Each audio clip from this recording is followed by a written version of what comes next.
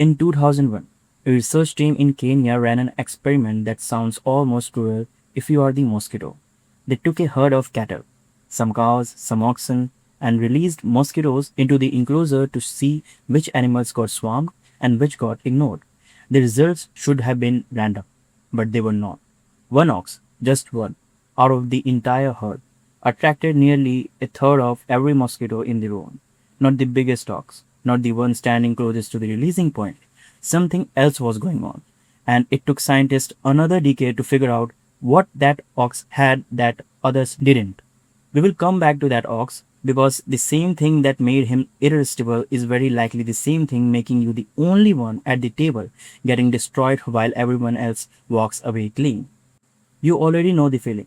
Same backyard, same evening, same exposed skin as everyone else around you.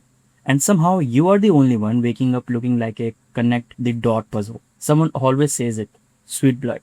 It's not real. And honestly, that explanation is almost insulting to how specific this actually is.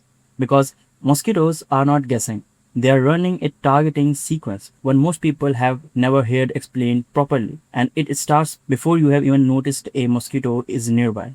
A single mosquito has roughly around 100,000 neurons. For comparison, you have about 86 billion. It is, by every measure, an unimpressive creature, and yet it can pick you out of a crowd of 20 people in the dark, from meters away, without seeing you at all. That gap between how little brain it has and how precisely it finds you is the actual mystery here, not the sweet blood. The very first system it runs is carbon dioxide detection, and this is the part people mostly know. You exhale, mosquitoes sense it. End of the story.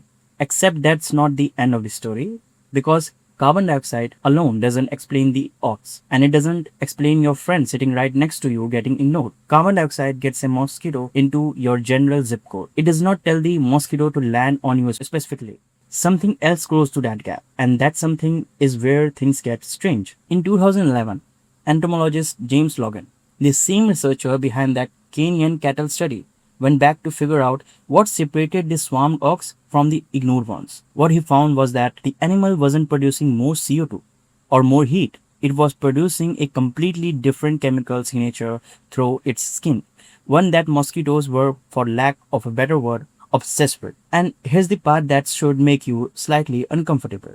Humans have that exact same variation. Some people produce a skin chemistry that mosquitoes are 3, 4, sometimes 10 times more attracted to than the people standing right next to them.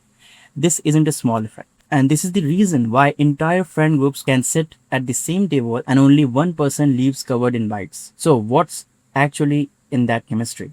Skin bacteria plays a massive role.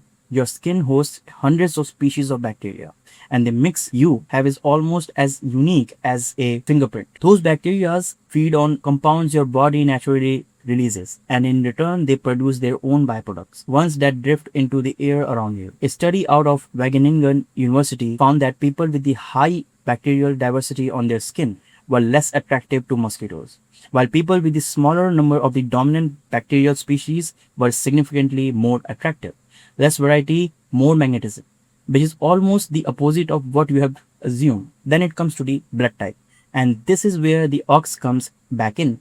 Roughly 80% of the people are what's called secretors, meaning their blood type shows up as a chemical signal in their sweat and saliva, not just in their blood cell. If you are a secretor with the type O blood, mosquitoes are drawn to you at nearly double the rate someone with a blood type A. That ox in Kenya, later testing found it carried a genetic marker functionally similar to a human secretor profile, broadcasting its blood chemistry to every mosquitoes in range. It wasn't the biggest, the warmest, or the closest. It was just the loudest signal on a frequency most of the herd wasn't transmitting on at all. And now here's where it gets genuinely unfair. None of this is something you did. It's not your soap, not what you ate for a dinner, not your deodorant.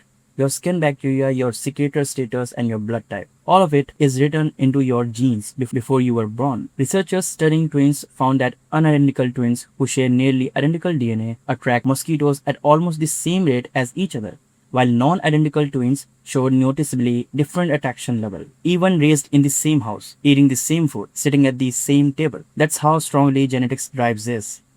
You could swap lives with your sibling and the mosquitoes would still know the difference. But the genetics isn't the whole picture. And this is the part almost nobody talks about. There are things you are doing tonight, right now, that are actively turning your signal up. Alcohol is the one. Even a single drink measurably raises your attractiveness to mosquitoes, and researchers still are not entirely sure why, though the leading theory involves shift in the skin temperature and sweat composition after drinking. Exercise is another, and this one compounds fast. Physical activity raises your body temperature, increases lactic acid production, and boosts your carbon dioxide output. All three signals mosquitoes track, all firing at once. If you have just finished a workout and gone straight outside, you are, biologically speaking, the brightest thing in the yard. And there is one more variable almost nobody accounts for. And it has nothing to do with your body at all. What you are wearing. At close range, mosquitoes stop relying purely on smell and switch to vision, hunting for shapes that contrast sharply against their background. Dark clothing against a light sky, or light clothing against a dark grass. They read it as a target. Flat, low contrast clothing gives them almost nothing to lock onto. And it is a small factor next to a blood type and bacteria, but on a night where everything else is already working against you, it is one of the things you can actually control. So stack it all up. CO2 gets a mosquito close, skin bacteria and secretor status decides whether it commits, blood type sweetens the decision further, alcohol and exercise turn every dial up at once, and the person next to you, still untouched, isn't lucky. They are simply silent on every channel a mosquito is listening to. Which brings us back to that ox in the Kenyan enclosure, standing there in 2001 completely unaware that its own skin chemistry had turned it into the single most attractive target for every mosquito for a mile. It didn't do anything to deserve that fate. Neither did you. Somewhere in your DNA, a decision was made a long time ago about how loud you would broadcast to the one insect on earth built entirely to listen for it. And every summer since, it has been listening.